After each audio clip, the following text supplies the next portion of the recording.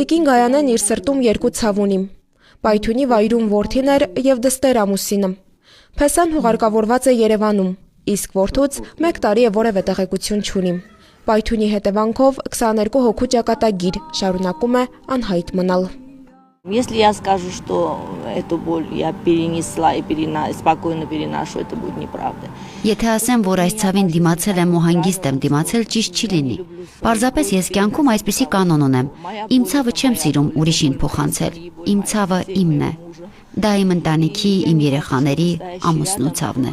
Եվ ես չեմ ուզում, որ իմ ամենամոտ մարդը ինձ հետ խոսելիս իրեն անհարմար զգա։ Ես գիտեմ, որքան դժվար է, երբ բառեր չես գտնում կողքիդ կանգնած մարդուն մխիթարելու։